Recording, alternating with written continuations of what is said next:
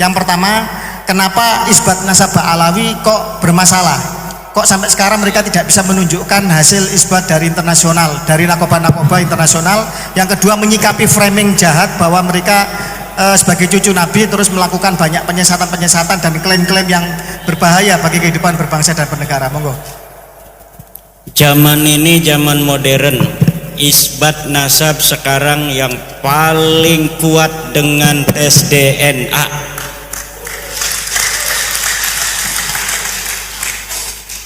Tetapi kita perlu penegasan hari ini dari peneliti BRIN yang hadir. Apakah DNA Rasulullah sudah bisa terdeteksi hari ini? Artinya kalau Kiai Syarif Rahmat mau tes DNA apakah saya keturunan Rasul bukan, ini sudah bisa presisi dapat disimpulkan. Jadi saya menjawab sambil bertanya pada ibu dan dari BRIN yang lain. Terima kasih. Masalah isbat yang lain nggak usah, DNA yang masalah penting. Framing gimana? Masalah framing, menyikapi framing jahat itu. Kan mereka melakukan framing jahat, kami cucu Nabi, kalian harus begini, kalau cinta pada Nabi terus, nah itu seperti apa? Sudah dibuktikan oleh penelitian secara pustaka, tidak terkonfirmasi, melenceng jauh, gagal total. Sekarang tinggal satu lagi cara membuktikannya dengan tes DNA itu.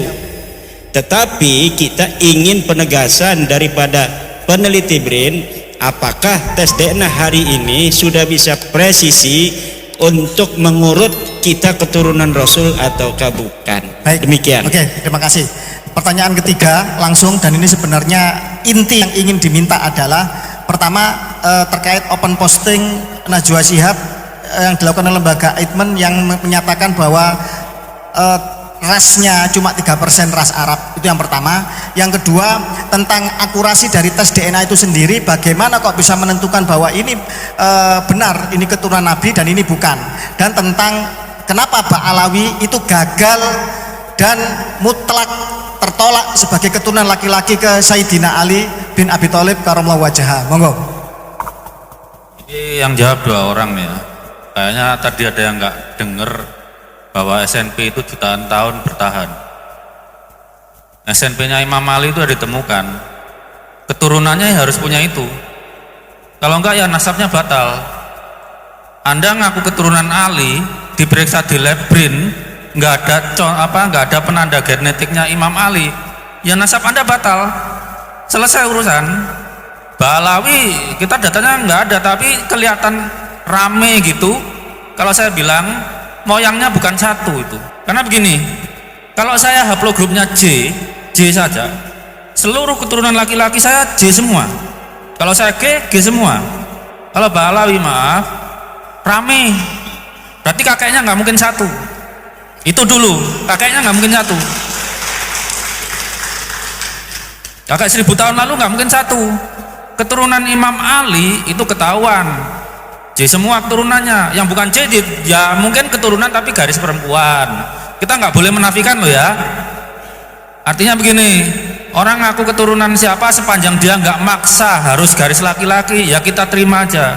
Bisa jadi cucu dari anak perempuan, bisa jadi cucu dari anak laki-laki, kemudian cucu laki-laki, kemudian cucu perempuan. Itu kan tetap mahram kita kan. Kita punya anak perempuan, punya anak perempuan, punya anak perempuan, sampai 10 generasi perempuan tetap kita nggak boleh nikahi. Keturunan Nabi yang dari perempuan pun ya tetap mahramnya Nabi. Yang masalah Ba'alawi ini kan memaksa garis laki-laki.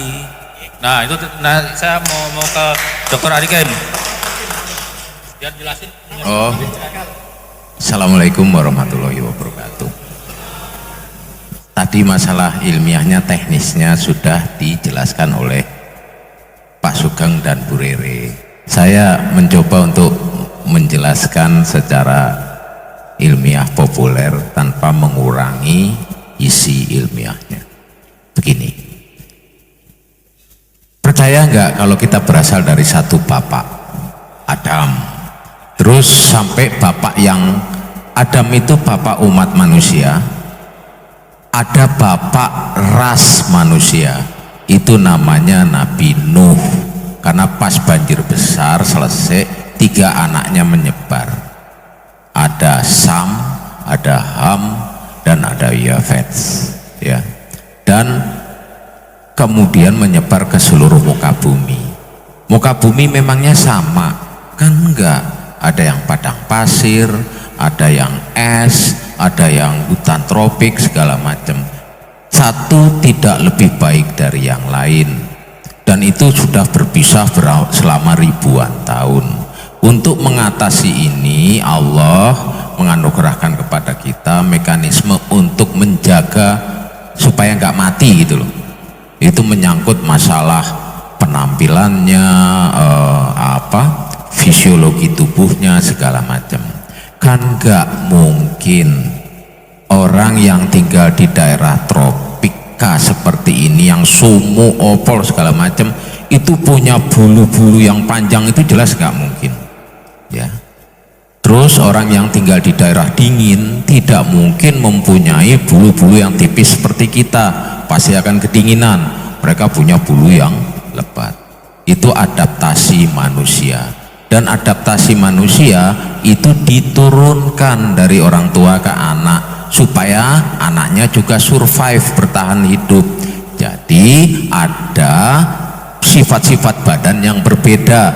Wong Jowo ya wong Jowo, yang bule ya orang bule, besar di badannya itu, tapi satu tidak lebih baik dari yang lain, ya. Nah, maksud saya begini, kalau ada perubahan sifat itu pasti berpengaruh pada komposisi gennya. Wallahu a'lam bisawab, saya tidak tahu, mungkin karena usianya masih ribuan tahun, karena berdasarkan data biologi, saya biolog dasarnya, saya ahli biologi.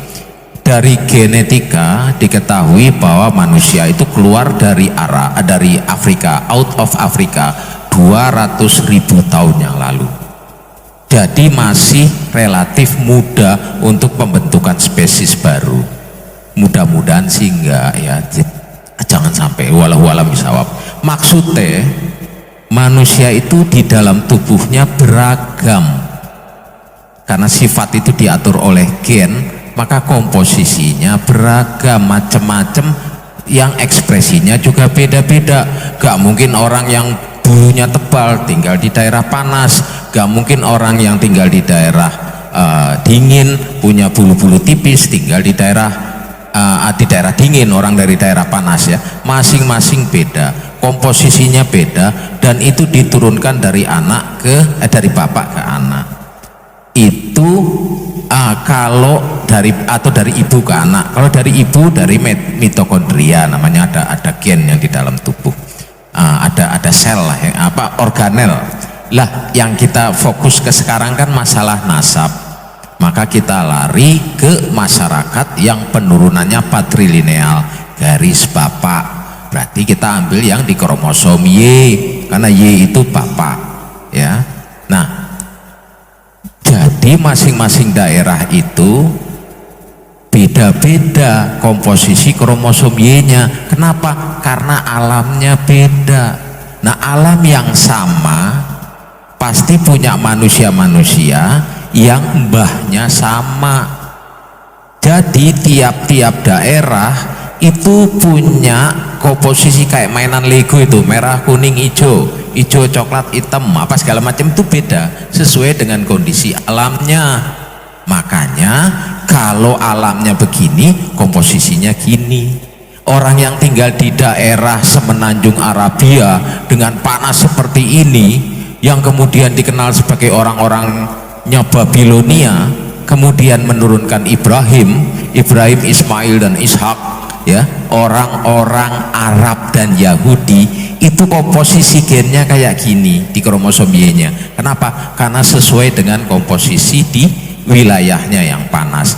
Ini dibagi grup, ya, dibagi klasifikasi secara alfabetis, namanya haplogrup C, karena itu dari hanya sel laki-laki. Kalau manusia kan XXSY, ini kan cuma satu bahasa latinnya haplo, separuh, haplotype, tipe separuh laki-laki, ya.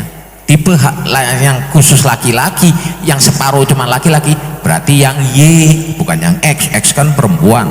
yang Y laki-laki. Y ini juga beda-beda. Kenapa? Sesuai alamnya. Allah Maha Adil, Allah menyukai diversitas. Makanya saya pernah guyon sama teman saya, seandainya Rasulullah dengar Bhinneka Tunggal Ika, beliau pasti senyum. Karena Allah itu menciptakan keberagaman, karena alamnya beragam.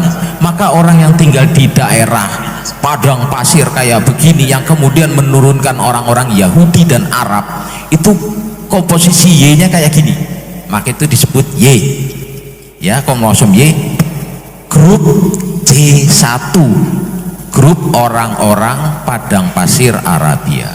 Lalu masing-masing juga beda, orang Eropa yang dingin beda, yang Afrika gini beda, segala macam. Termasuk orang yang di Asia Tengah, kering-kering kayak Arab sih enggak, tapi padang rumput, stepa, beda lagi dengan orang Arab, pasti kan. Dengan orang Yahudi beda, dia walaupun ada wilayah subur tapi keringnya beda dengan yang di Asia Tengah. Nah, ini beda lagi komposisinya, namanya komposisi G, bukan C lagi tapi G. Itu yang orang-orang sekarang, orang-orang yang wilayah yang berbahasa Turki, bahasa-bahasa kayak Turki, ya, Kazakhstan, Uzbekistan, segala macam, itu orang-orang Asia Tengah. Itu G, Kaukasia namanya. Jadi bagaimana mungkin mau mengaku Arab kalau Y-nya, kromosomnya ini bukan C? Kan itu bukan orang Arab, itu orang sana. Tapi dunia ini kan luas, jadi jalanlah ke muka bumi itu. Maksudnya ini, jadi ada orang Kaukasus juga bisa tinggal di wilayah Arab, bisa ngaku-ngaku setelah sekian generasi, aku Arab loh, gitu. Aku pasti bahasa Arab, gini. Tapi diperiksa kromosomnya kok G bukan C. Sampean ini sekarang endi sih? Bukan Arab kok, memang fasih bahasa Arab, wajah juga Arab gitu. Tapi haplogrupnya, legonya tadi, kalau Arab merah kuning hijau, ini kok ungu hitam biru, ini sekarang endi nih? Kan nggak mungkin. Bener yang tadi dibilang oleh Pak Sugeng, kita bisa berdalih dengan naskah, dengan dalil, dengan kitab segala macam, tapi enggak dengan gen. Mohon maaf pangapunten sangat nggih, saya ambil yang sederhana aja. Sebentar. Saya mencoba memudahkan, karena salah satu tugas ilmuwan adalah memudahkan. Bapak-bapak lihat kue-kue ini ya. Ya, macam-macam toh. Lah, oke, sesuai dengan buatannya. Yang coklat ini dari Tegal, yang ini dari Semarang, yang ini Cirebon, ini Jogja, ini Surabaya, ya. Oke. Nah, ini kan Cirebon. Kok ada orang datang, aku orang Cirebon loh. Cirebonnya pun di Pak, aku istilahnya buntet lah misalnya. Oh, buntetnya nggih Cirebon nggih. Oh, aku Cirebon tuh gini. Terus wong Cirebon bilang, Mas, itu biasa enek kue ini kayak gini apa gimana Mas? Dia nggak akan nunjukin, karena kalau nunjukin gini, lu kok Cirebon begini kuenya, Cirebon tuh gini, gitu loh. Makanya orang-orang itu kalau ditanya ngaku Cirebonnya sekang buntet ke, sekang Pekalingganan ke apa, jelas kan Cirebon. Wong Cirebon pasti tahu Pekalingganan di mana, buntet di mana, pasti tahu. Ini orang Cirebon ngaku Cirebon, wah fasih banget Cirebon. Oh, Cirebon gini loh, kantor posnya di jalan ini, KUA-nya di sini, masjidnya di, pokoknya tahu banget Cirebon lah. Tapi orang Cirebon bilang, loh, Kang, nggak wah besek ya, anak kue ini apa? Wah, anak kue ini kayak gini orang Kang. Bakalan dia, kalau dia orang Cirebon, oh ya nih, Cirebon, oh iya, tapi kuenya kayak gini. Loh, wong Cirebon kok kuenya begini? Ini kan wong Semarang. Kalau Cirebon kan kuenya gini. Makanya tadi dibilang oleh Pak Sugeng, udahlah nggak usah ribut-ribut, pakai dalil mana-mana. Ini tak periksa genotipnya, ini tak periksa gennya. Sama juga dengan tadi. Wis to Kang, ojo dalih macem-macem Kang.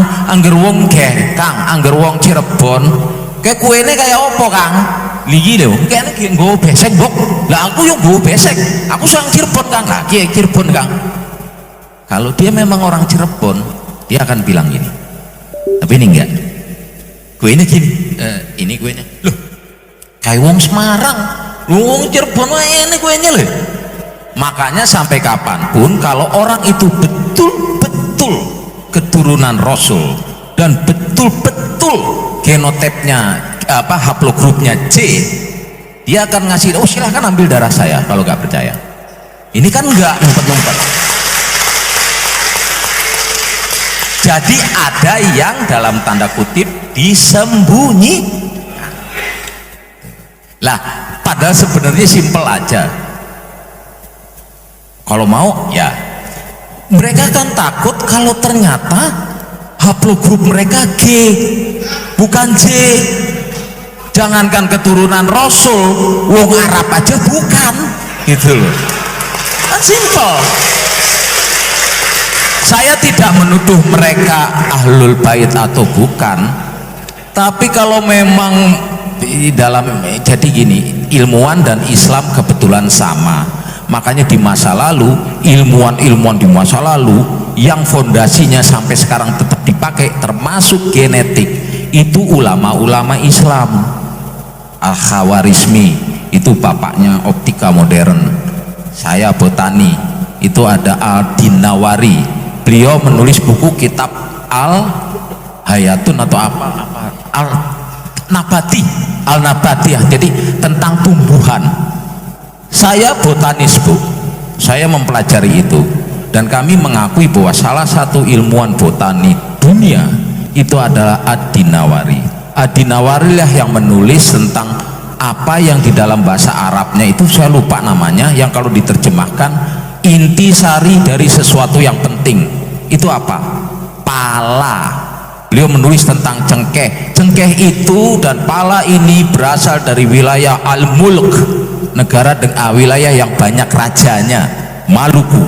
Jadi sebelum Magelan segala macam keluyuran itu orang Islam sudah tahu, gitu loh. Makanya para ulama Muslim yang juga masih diteruskan oleh kami sampai hari ini, detik ini, adalah mengatakan ilmuwan itu boleh salah tetapi tidak boleh bohong. Lah, ini guyonannya. Sebaliknya, orang yang jahat itu atau orang yang menyembunyikan kebenaran, semboyannya kita boleh bohong tapi nggak boleh salah kalau bohong, kan gitu. Nah, kalau kami ilmuwan dan kaum muslimin yang benar yang disampaikan juga oleh Rasulullah adalah kitab ilmuwan atau orang-orang berilmu, atau kalau kita kan disebut alim ulama ya. Alim ulama itu manusia loh, bukan dewa atau manusia setengah dewa. Alim ulama itu bisa salah tapi tidak boleh bohong. Jadi kalau ada sesuatu yang disembunyikan, dia tidak mau ngasih sesuatu, berarti ada yang bohong. Nah, sudah selesai. Nah, daripada ribut-ribut, yo pengen ngene kene ketihe darahe tak periksa.